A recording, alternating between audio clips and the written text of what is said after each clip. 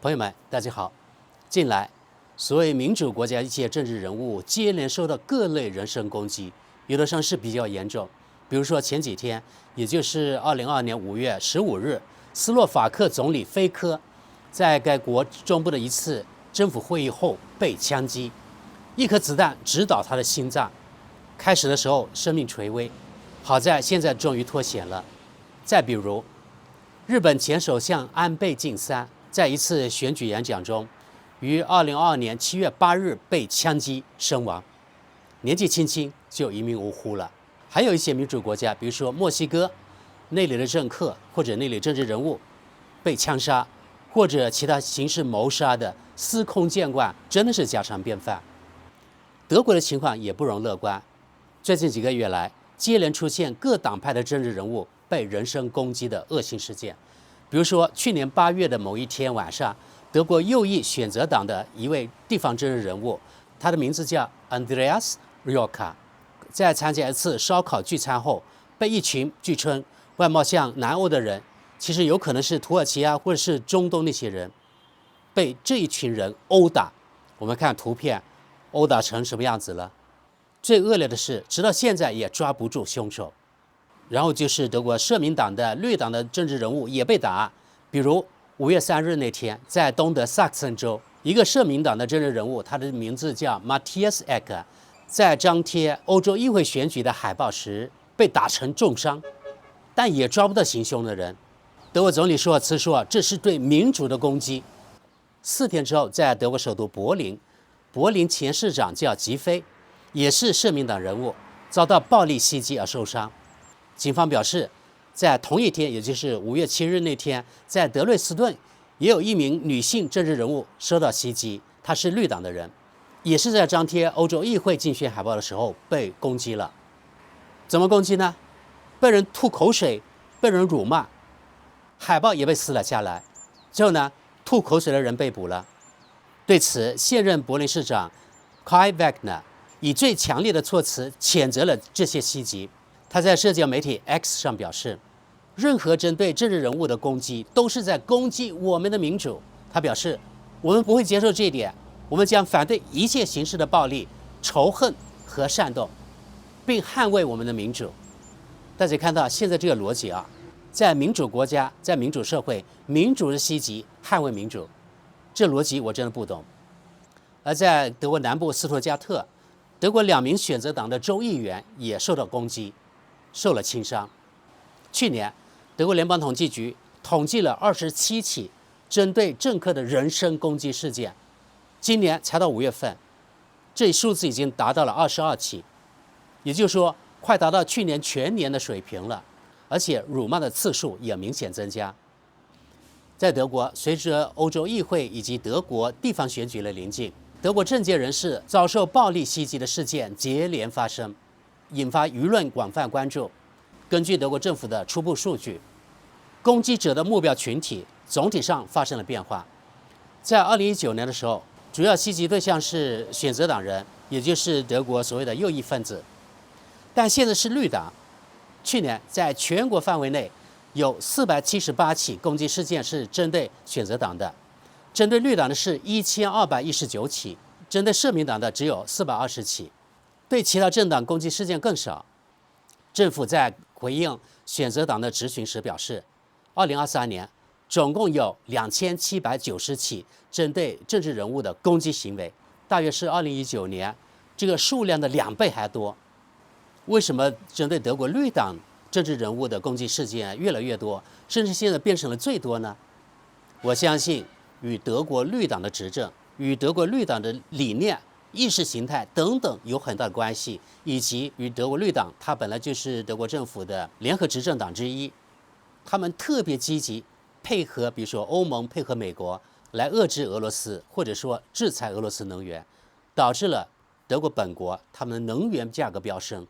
导致了德国的经济现在特别的烂。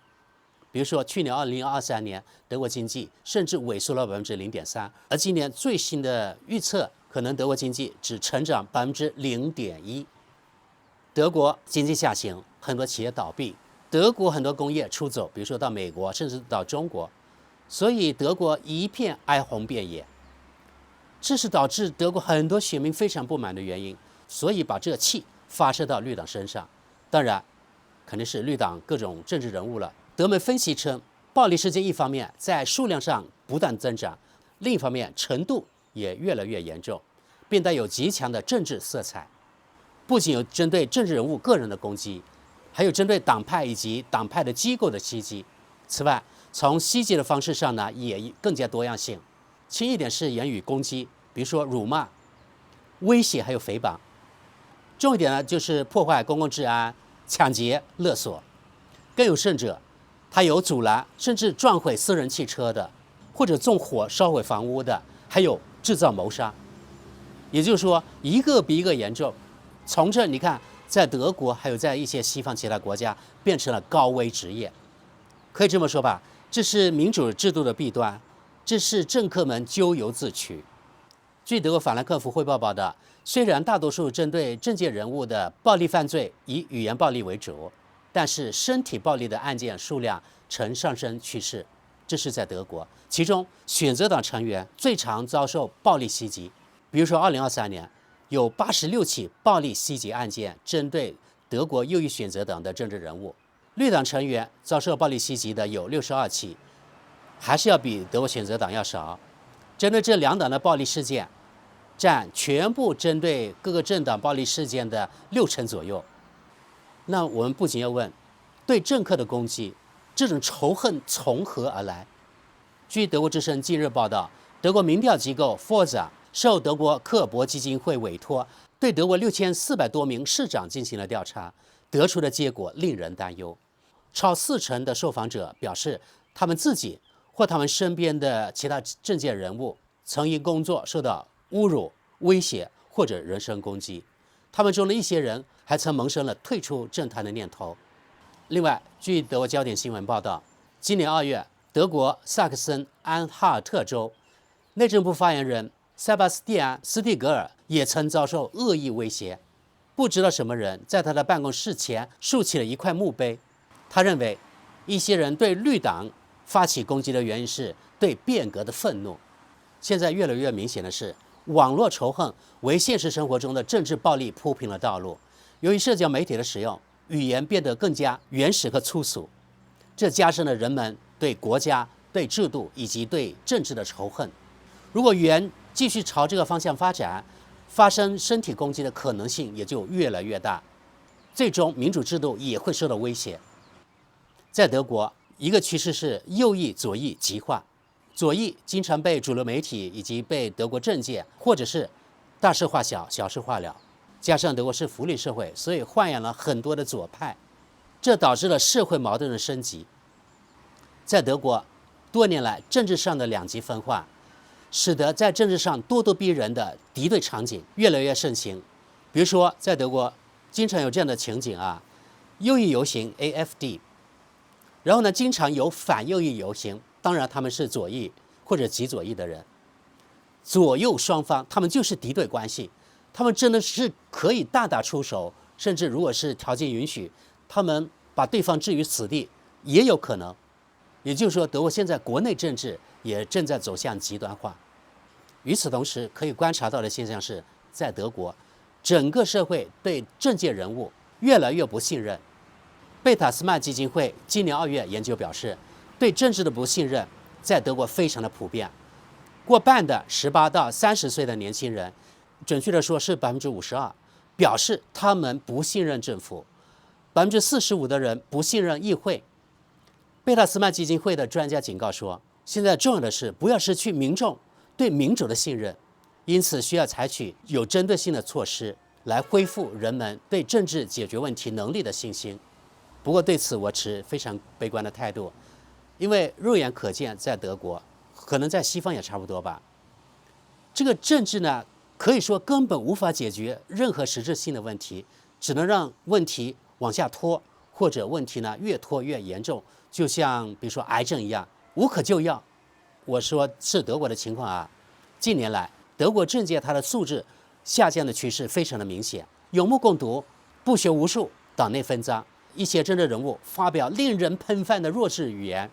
最著名的那就是德国现在这个女外交部长叫贝尔伯克，她的所谓360度外长，就是说，如果普京转360度怎么样，我们德国的态度可能又会转变一些。还是这位德国女外交部长，她说我们地球的数十万公里之外的某个国家，像这种非常弱势的语言，让整个德国蒙羞，无地自容。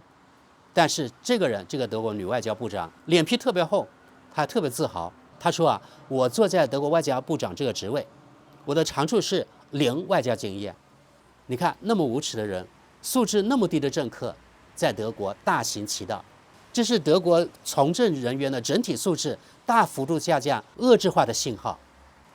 在德国，针对政客的各种各样的袭击事件接二连三发生后，如何捍卫民主机制，成为德国社会又一个非常紧迫的话题。这是很有讽刺意味的，对吧？因为德国自诩为先进的民主社会，现在却喊出捍卫自己民主这样的口号，这好像非常矛盾啊，怎么能自圆其说呢？那么朋友们，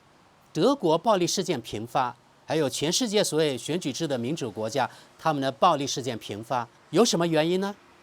我认为呢，原因很多，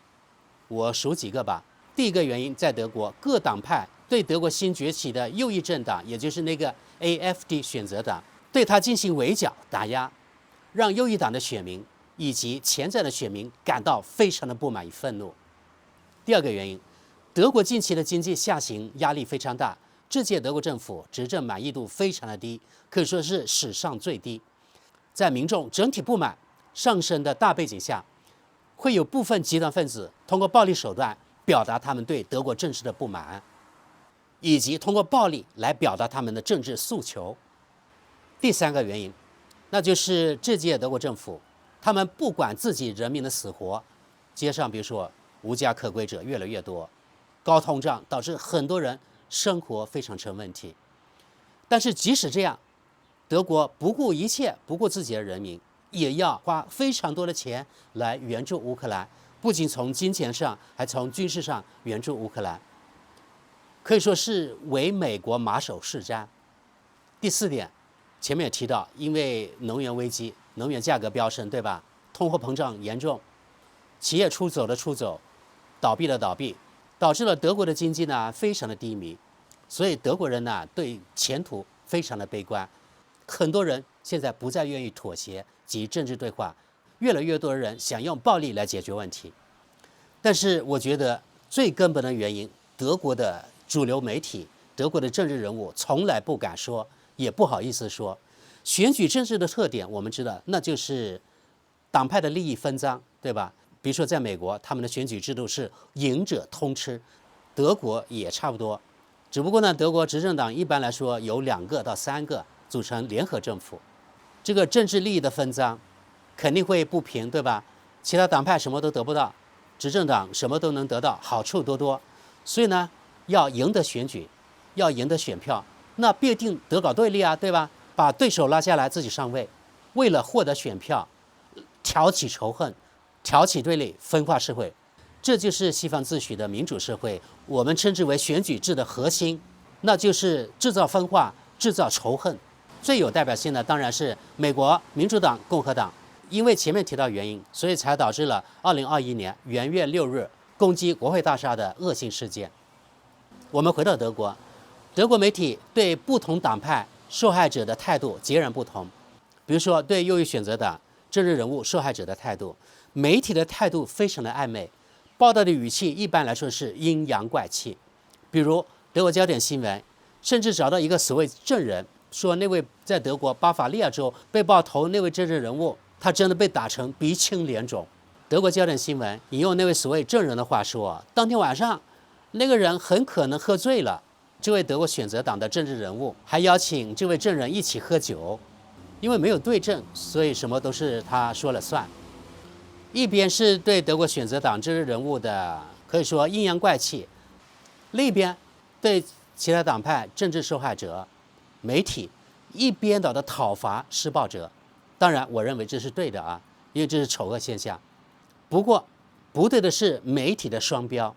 比如说对德国右翼党派的政治人物被袭击事件受害者采取的态度，与其他党派受害者的态度完全不一样，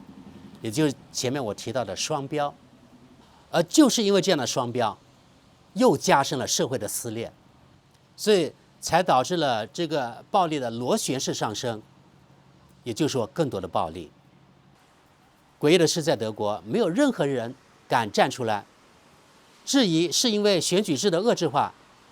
导致了这些暴力，导致了选民的仇恨越来越深，才导致了越来越多的政治人物被施加暴力。其实就是这些不满的选民越来越不满，其实是因为他们非常的绝望，对国家绝望，对政治体制绝望，还有对政客们绝望，所以他们呢才想到用暴力来解决问题。也就是说，他们这些施暴者很可能从他们的观点来说，是想起来反对这个民主的压迫。所以现在可以发现啊，西方媒体他们原来用在中国身上的很多词汇，可以一对一的完全套用到现在，比如说德国还有西方国家自己身上。反正啊，政治人物被袭击，甚至被暴力袭击事件越来越多，这是肉眼可观察到的现象。这不仅在德国，在所有西方选举制的国家都是可以观察到的现象。说来说去，还是这个西方选举制它有一个制度性的瓶颈。这个选举制度就是制造暴力、制造分裂、制造仇恨，把对方踩在自己脚下，把对方拉下来，而自己上位。就是因为这个制度赢者通吃，可以分赃国家利益。在德国可以观察到啊，政客们现在是越来越为所欲为，几乎没有前置的这种机制。所以现在越来越多的德国选民讽刺德国这种选举制为自助制度，也就是说，就像一个钱箱，自己有钥匙，自己打开，自己拿里面的钱来给自己分赃。德国目前真的就是这样一种状况，这才是越来越多德国选民对德国的国家、对德国的制度、对德国政客越来越不满的原因，然后诉诸于武力。而目前看来，只要德国还有西方这种选举制度不痛定思痛，不做出改革，这种暴力只会越来越多。我们拭目以待。好，朋友们，今天节目就到这里，我们下期见，拜拜。